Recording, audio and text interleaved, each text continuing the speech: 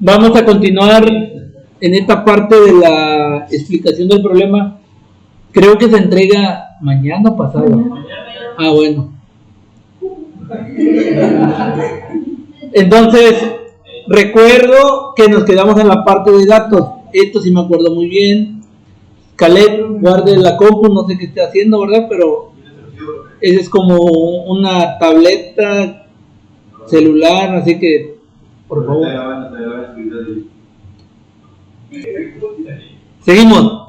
Bueno, ahora vamos a pasar a la parte de un diagrama, que es más que nada un diagrama general, donde se van a observar comúnmente, bueno, donde se observa, mejor dicho, la parte de los flujos, tanto de entrada como salida.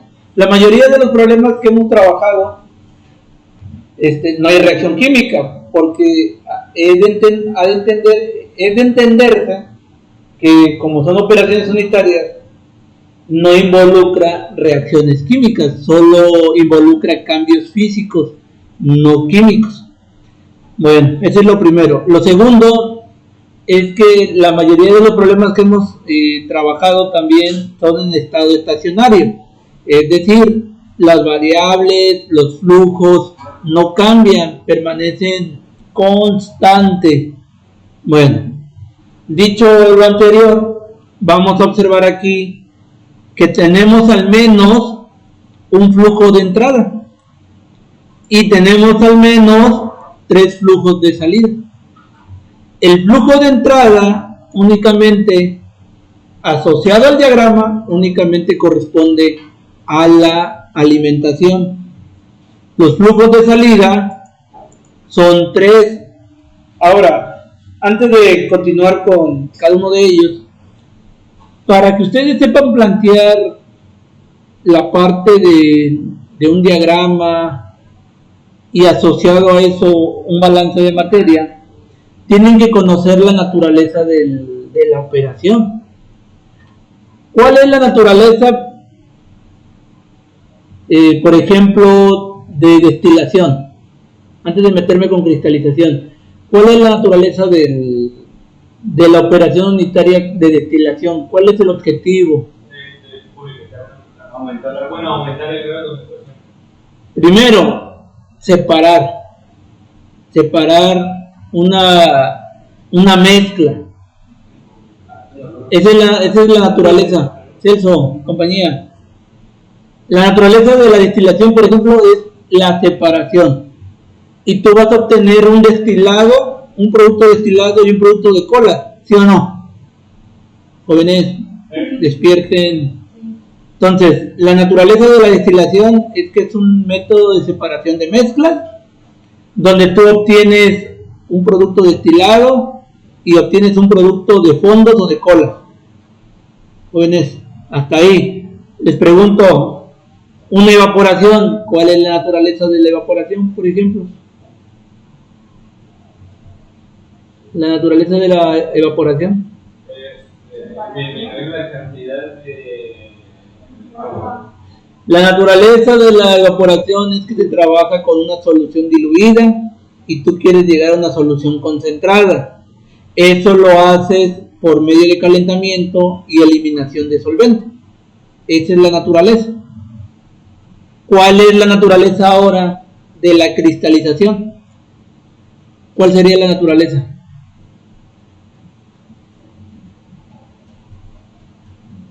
¿Cuál es la naturaleza de la cristalización? Tener una solución concentrada en forma de cristales, sólido. Bueno, esas ideas pues no están tan mal, o sea, están bien. Ciertamente tienes que conocer. Voy a regresar un poquito a la evaporación, donde yo te digo eliminación de solvente. En automático pienso yo que tú recuerdas que es en forma de vapor, ¿sí o no?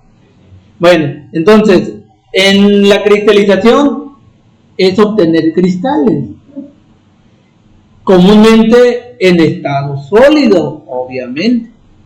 Y también estos cristales provienen de una solución, ¿sí? Entonces, si tú vas a obtener cristales del proceso de cristalización y tú sabes que esos cristales están sólidos, pero provienen de una solución, ¿cómo se imaginan que se tienen esos cristales? De forma cualitativa, ¿cómo estarán esos cristales? Sólidos, húmedos, ¿qué más? Húmedos también se puede decir como hidratados, pero ahí también se maneja como serían sólidos húmedos, ¿no? Otra es que tendría una forma, pues al menos geométrica, me imagino, una forma definida, una forma geométrica. Ok, ahora, estamos de acuerdo que al partir de una solución, tenemos un soluto, tenemos un solvente. Comúnmente el soluto pues va a estar en una relación, va a estar en menor concentración y el solvente va a estar en mayor concentración. También debemos de entender que no toda la solución que entra se va a transformar a cristales, no todo. Posiblemente siempre existan trazas que queden en la solución y cierta cantidad se transforme a cristales. Entonces, esa solución que todavía queda con un poquito de soluto, que en su momento podría ser cristales, pero ya no se formaron, eso es lo que se conoce como aguas madres.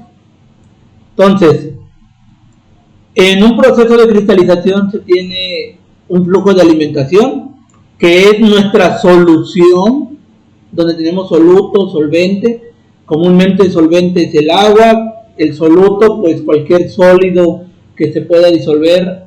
En nuestro caso, es el sulfato de potasio. Ahora también tenemos la salida ya como producto, pues los cristales, que obviamente es lo que esperamos obtener y que comúnmente están húmedos porque provienen de una solución. El remanente, la solución que es como de la alimentación, pero que ya no ayudó a formar cristales, el remanente. Entonces, este remanente, o llamado también aguas madres, es como la alimentación, pero que ya no logró hacer cristales, es solución que todavía quedó ahí. Y que me imagino que lo puedes recircular y pasarlo a autocristalizador, ¿verdad? Posiblemente. Ahora, ¿por qué menciona aquí que tiene una solución evaporada? ¿A qué se deberá eso? ¿Por qué también tenemos una corriente de salida que dice solución evaporada? Porque tiene que la cantidad de solvente para que se concentre el soluto y de forma de los cristales. A ver. La solución evaporada va a ser el agua. Dijo mucho y no le entendí. Aileen, ahí atrás.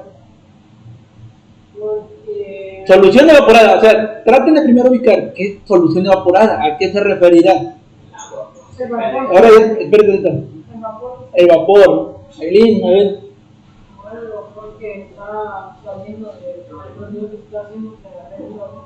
No, le escuché, pero es que este muchacho me interrumpió. este vapor de la corriente está haciendo de esto, el vapor que está saliendo. ¿Y ese vapor qué será? De lo que, si está, por ejemplo, ya está calentando, Ajá. el vapor que está como, si es agua, por ejemplo, y está calentando, y está evaporando, es lo que sale. Ok. Dijo algo, bueno, pienso yo voy a rescatar esta parte de la idea de que tenemos vapor. Bueno, sí, posiblemente en forma, el solvente en forma de vapor. Solución evaporada es parte del solvente en forma de vapor. Específicamente, pues en este caso es agua, específicamente. Posiblemente te pueden dar otro tipo de solvente. El más general es agua. Ahora bien, ¿por qué? Caleb, deja a tu compañero, luego lo acaricia. ¿Por qué menciona solución evaporada? Si aquí no menciona que hay un calentamiento. La solución sí entra a 100, pero dice que se enfría dentro del cristalizador. Dentro del cristalizador se enfría esa solución que entra a 100 grados Celsius. Entonces, ¿por qué en este diagrama te dicen que hay una solución evaporada? Por el choque de temperatura. Puede ser una inversión de calor. Bueno, puede ser la idea que mencionas, de que hay un choque y se evapora, posiblemente. Pero bueno, el trasfondo es que hay diferentes métodos de cristalización. Hay unos métodos que son por evaporación y otros métodos que son por enfriamiento. Entonces, en este caso, como hay varios métodos, hay como 3 métodos de cristalización. Unos son evaporativas, o sea, que requieren calentamiento directo, aquí calentamiento, y otros que son por enfriamiento, que es de hecho esta técnica, donde dentro del cristalizador no lo calientan, ¿sí? Sino que se da todo lo contrario, hay un enfriamiento.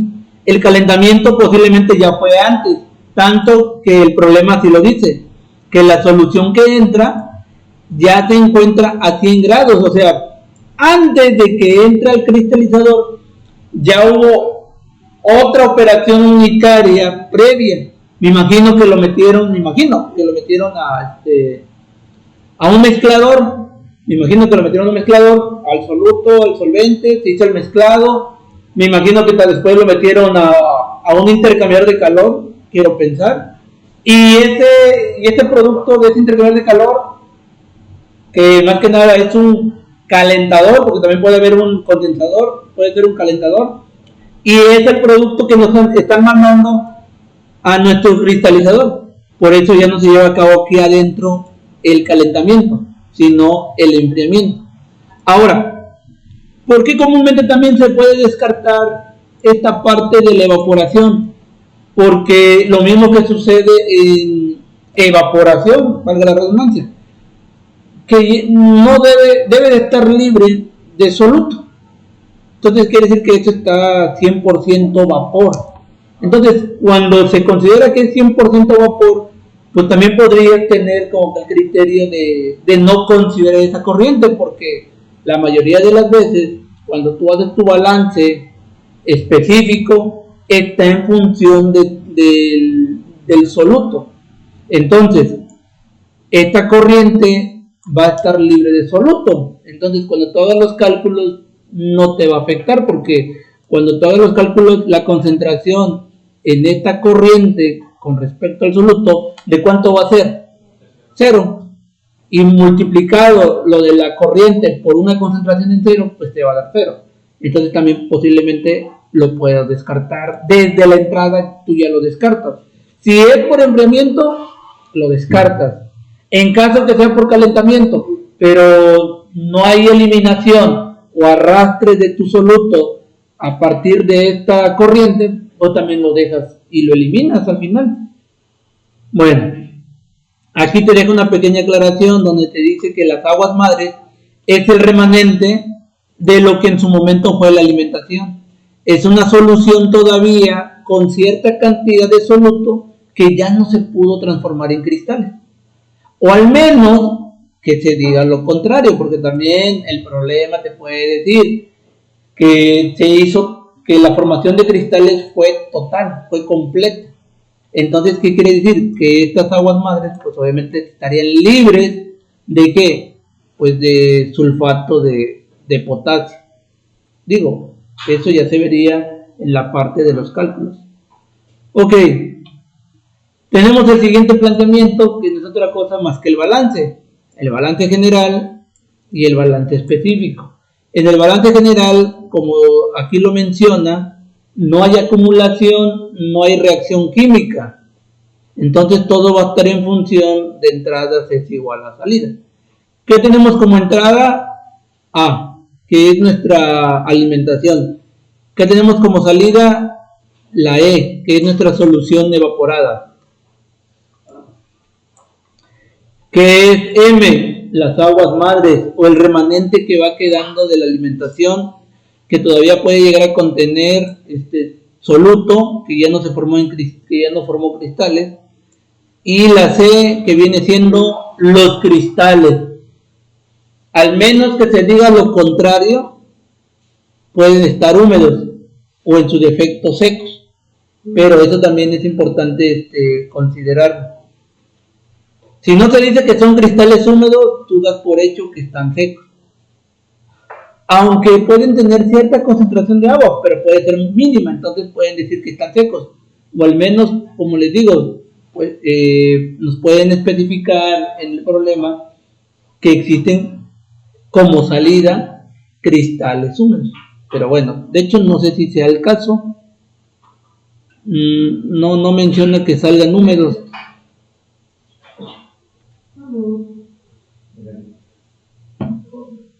Ahí está. Bueno, el balance específico. El balance específico, jóvenes, si ustedes plantean bien su balance general, jóvenes, si ustedes plantean bien su balance general, el balance específico lo pueden tomar como referencia. Digo, para el balance específico lo pueden tomar como referencia y solo hacer la especificación con respecto ya sea al soluto o ya sea al solvente. En este caso lo hacemos el de interés. El de interés en este caso es el soluto, que es el sulfato de potasio. Entonces, si se dan cuenta, es el mismo balance general, pero todo en función de las concentraciones de mi soluto. Entonces aquí tenemos la corriente de alimentación por la concentración del sulfato de potasio en dicha corriente, la corriente de la solución evaporada por su concentración del soluto en esa corriente, y así sucesivamente. Bueno, ¿qué hay que hacer? Pues vamos a empezar con la parte del balance de materia general, y solo lo que voy a hacer es sustituir. Tenemos esta expresión A, E, M y C, y aquí les dice que como se emplea un cristalizador por enfriamiento, no existe evaporación. Entonces la E pues vale 0. Entonces si la E vale 0, todo queda en función nada más de A es igual a M más C. ¿Cuánto vale A? Pues ya sabemos, vale 1000. ¿Cuánto vale M? No lo sé. ¿Cuánto vale C? Mucho menos lo sé, porque de hecho es lo que me están pidiendo. Entonces todo queda en función de, y lo único que hago es agarrar una de las variables, ya sea M, ya sea C, y despejarlo. En este caso, como a mí me interesa la parte del porcentaje de sulfato de potasio, que son los cristales, entonces yo lo dejé en función de la corriente de cristales y solo despejé, en este caso despejé M, que estaba sumando, pues pasa restando. Entonces 1000 menos M. Ok, siguiente sería la aplicación del balance específico, así que adelante jóvenes, a ver. Y 3. Bueno, Denise, tenemos entonces, esta es la parte del balance de materia específico. Les decía que todo está en función del balance general. Ahí tenemos todas las corrientes: alimentación, solución evaporada, aguas madres y cristales. Y si se dan cuenta, están multiplicando por cada una de las composiciones del soluto con su respectiva corriente o flujo, ¿no? ¿Cuánto vale, si me pongo a sustituir, cuánto vale A? 1000. ¿Estamos de acuerdo? ¿Cuánto vale la composición del soluto en la alimentación? Es decir, ¿cuánto vale la composición del sulfato de potasio en la alimentación? Vale 15%. Para usos es 0.15. ¿Cuánto vale la solución evaporada? no vale nada, porque el detalle es que tenemos un proceso de cristalización por enfriamiento, entonces no tenemos nada de solución evaporada, no se está calentando nada, al contrario, se está enfriando. ¿Cuánto vale la composición? Pues en este caso no tendría también ninguna composición, porque debemos de entender que esa solución evaporada tendría que estar libre del soluto, entonces posiblemente también va a valer 0. Pero ya no es necesario, porque al final multiplicado por 0, pues esto ya en automático, ¿cuánto me va a dar? 0. ¿Cuánto vale la parte de mezclado? Aguas madres, no lo tenemos. La composición del soluto en aguas madres, tampoco sabemos. La corriente de cristales, tampoco sabemos. La composición en cristales, tampoco lo sabemos hasta el momento. Bueno, entonces, multiplicando y haciendo toda esta parte, nos quedaría así la ecuación. Entonces, la pregunta es, ¿qué nos hace falta? Pues primero nos hace falta M, aguas madres. Nos falta la composición del sulfato en aguas madres. Nos faltan los cristales y la composición de los cristales, del sulfato en la corriente de los cristales. Bueno. Comúnmente cuando tenemos esto, primero, si nos vamos al problema, lo que observamos primero es que tenemos composiciones. Entonces, la idea sería resolver esta ecuación, que le estoy llamando ecuación de primero en términos de composición. ¿Por qué? Porque de acuerdo al problema tenemos información de composiciones. Entonces, pienso yo que lo ideal sería determinar primero cada una de las composiciones. Entonces, la primera composición, en este caso podríamos ir haciéndolo del sulfato de potasio en las aguas madres. Pero bueno, ¿qué nos dicen? Como se observa, no se conoce la concentración de sulfato de potasio a la salida con respecto a la corriente o flujo de aguas madres, XM. En este caso, se puede hacer uso de la fórmula de porcentaje en masa para determinar dicha concentración en función de los datos de equilibrio. Es decir, para determinar la primera composición del sulfato en las aguas madres, yo me voy a basar en los datos de equilibrio y también en esta fórmula de porcentaje masa-masa, ¿sí? Entonces, ¿qué nos dice el porcentaje masa-masa? Que el porcentaje de masa-masa, que es una unidad de concentración, es igual a la masa del soluto entre la masa de la solución. Hay que saber que la masa de la solución está implícito la masa del soluto y la masa del solvente. Recuerden que una solución comúnmente está conformada por dos partes, el soluto y el solvente. Entonces, tanto lo puedo ver de esta manera como lo puedo ver también de esta manera. Ok, si yo voy a empezar a trabajar la parte de esta ecuación o de esta fórmula, yo me preguntaría, si la voy a utilizar, ¿cuánto vale la masa del soluto? ¿Cuánto vale la masa del solvente?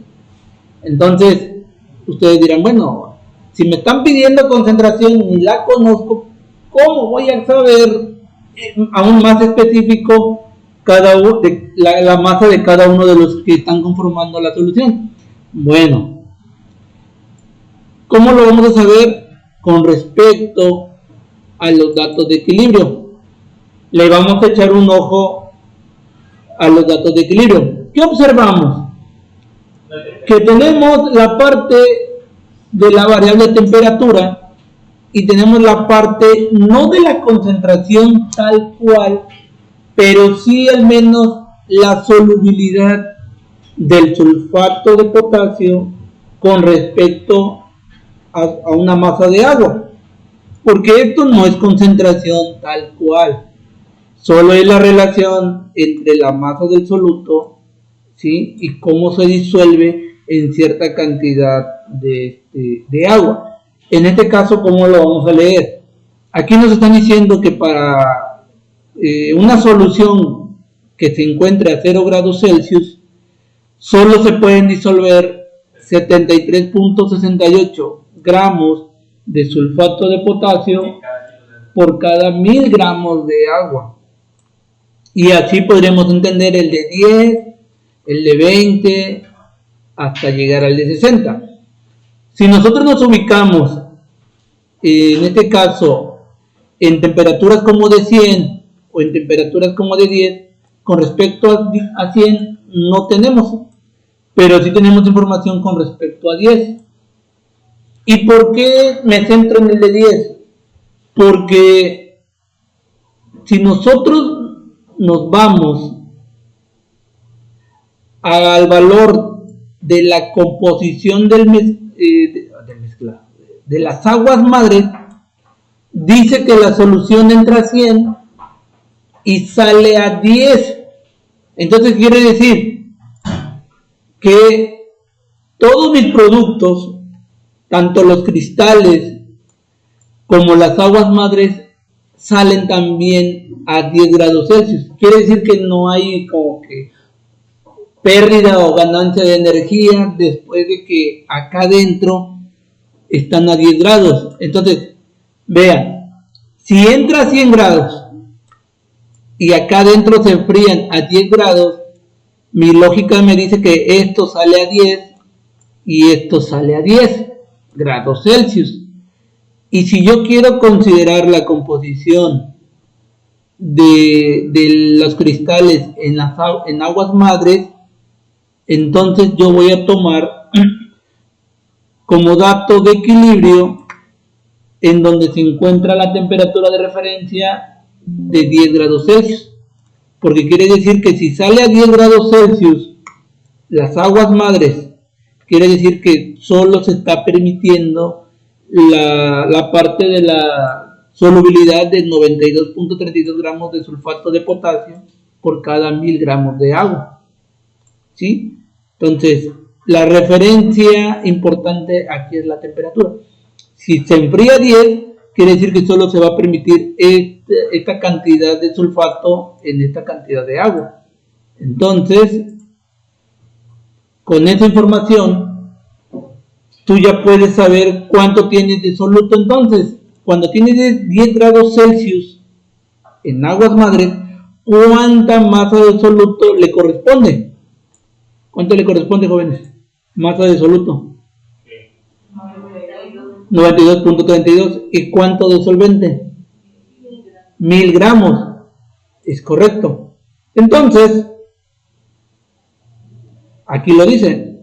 Cuando se tiene 10 grados Celsius, solo se permite tener 92.32 gramos de sulfato de potasio y solo se permite tener 1000 gramos de agua, o sea, por cada 1000 gramos de agua. Entonces, voy a separar la información y digo, masa de soluto, tanto. Masa de solvente, tanto. Para determinar la unidad de concentración en términos de porcentaje masa-masa, solo voy a sustituir en esta expresión. Y aquí lo tengo. 92.32 más 1000. ¿Por qué? Porque me está pidiendo abajo la masa de la solución. Y yo sé que la masa de la solución se compone por la masa del soluto y por la masa del solvente. Por la masa de sulfato, por la masa, más la masa de agua, que vendría siendo esto, y todo multiplicado por 100. Acá arriba está multiplicado por 100. Ah, sí. Creo que aquí me faltó. Pero aquí ya está corregido. Se me pasó. Si hacen este cálculo, les tiene que dar 8.43173%. Pero esto es en términos de porcentaje. Masa, que es unidad de concentración. Pero para usos, lo divido entre 100 y me da 0.0845173. Esto es la composición que se tiene del sulfato en aguas madres. ¿Por qué? Porque se encuentra la solución a 10 grados Celsius. Seguimos. Bueno, ya vaya. Bueno, seguimos. Entonces, si se dan cuenta, para obtener la composición del sulfato de potasio en la corriente de aguas madres, la temperatura fue nuestro punto de referencia. Tomando en cuenta ese punto de referencia, lo asociamos con la información que tendríamos en estos datos de equilibrio. ¿Sí? Repito, aquí solo tenemos los gramos que se pueden llegar a disolver de sulfato en 1000 gramos de agua exactamente a cierta temperatura. Ustedes les había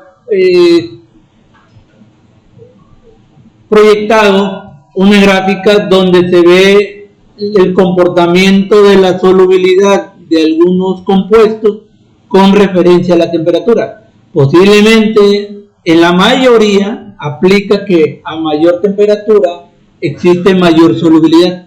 No en todos aplica, no puedo decir que al 100%, pero en la mayoría sí sucede eso. Tanto que en uno de los componentes puede ser que la solubilidad sea exponencial, o sea, incremente muchísimo con respecto a la temperatura, y en otras posiblemente sea un poquito más, puede ser a menor medida. Seguimos. Ahora, ya tenemos esta composición. Nos vamos con esta composición del sulfato en la corriente de los cristales. Bueno, en este problema solo se especifica los datos de equilibrio, la composición, la temperatura, y nos preguntan qué porcentaje de sulfato de potasio se recuperará. En este caso nos están diciendo únicamente el sulfato de potasio en forma de cristales. Entonces, lo que se espera es que sea 100% cristales. No nos están diciendo ahí cuánto se recuperará de cristales húmedos o de sulfato de potasio hidratado. No nos dicen nada de eso. Entonces nosotros podemos interpretar que quieren 100% sulfato, es decir, libres de agua. Entonces, en la corriente C, en la corriente de los cristales, únicamente tiene que salir sulfato de potasio, 100%. Entonces, si tendría que ser el 100% de sulfato de potasio, ¿cuál sería su composición? 1. Entonces, la composición X de sulfato de potasio en la corriente de cristales tendría que ser 1. Entonces, ya conocen cuánto vale XM, cuánto vale XC. Entonces, adelante, terminen su balance. Grabamos. Ya teniendo toda la información, pues voy a buscar la relación entre las ecuaciones que se tenga aquí.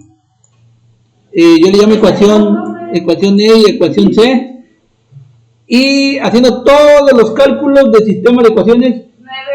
928.47 y 941 kilogramos sobre hora. De seguro lo agarró del archivo, de seguro. ¿Y cuánto vale C? Nada más que le voy a dar. Ah, pues sí, ¿verdad? 71. ¿Se hace por diferencia?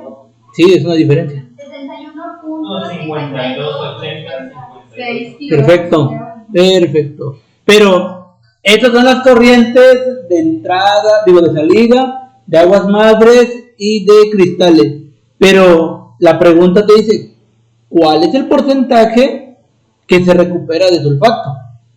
Entonces, para llegar a esa idea de cuánto se recupera de sulfato en términos de porcentaje, tienes que saber cuánto entró de sulfato inicial y cuánto está saliendo de sulfato en mis cristales. ¿Cómo le harían? Pues para empezar tenemos que sulfato, la corriente inicial era de 0.15, entonces tenemos 150 kilogramos de sulfato inicial. Bueno, entonces, repito, para determinar el porcentaje de recuperación del sulfato, tienes que saber cuánto tenías inicialmente y cuánto obtuviste de cristales. Entonces tienes que comparar y decir, a ver, si entraron, vamos a suponer, 10 cristales. Se está recuperando. Espérate. Si tengo 10 cristales al inicio y de eso recuperé solo 5 cristales, ¿cuánto sería en términos de porcentaje? Se está recuperando 47. Si tengo 10 cristales y solo puedo recuperar 5 cristales, 50%. pues recuperar el 50%. Entonces, bajo esa idea, bajo ese contexto, es como tienen que trabajar ahorita la recuperación. Tenías, ahora sí, dígame, ¿cuánto entraba? Entraba 150 kilogramos por Alimentación, 1000. ¿Cuánto de eso corresponde a sulfato? El 15%. Entonces, en realidad, ¿cuánto entró de puro sulfato? 150. Eso es lo que entró. Bueno, ahora, ¿cuánto salió de puro sulfato? 71 punto. Ok, ese es puro sulfato. Entonces, si entraron 150 y solo recuperé 71 y fracción, ¿cuánto es? No es como la mitad. Dígame cuánto es, Ivana. Hágalo, Igor. Hágalo, por favor. Le tiene que dar un porcentaje de recuperación de aproximada, casi al 50%, casi. Pero ya calculándolo bien, tiene que ser alrededor de 47.68%. Y ya aquí tengo una nota donde se resume lo que se hizo y dice, de acuerdo al proceso de cristalización, se recuperan 71.52 kilogramos sobre hora de sulfato en forma de cristales. Obviamente estos cristales no están húmedos y se recupera entonces alrededor del 47.68% del sulfato con respecto al inicial, a lo que entró en comparación a lo que salió, es aproximadamente el 47% de lo que se recuperó. Entonces, ese es el problema y hasta ahí quedaría.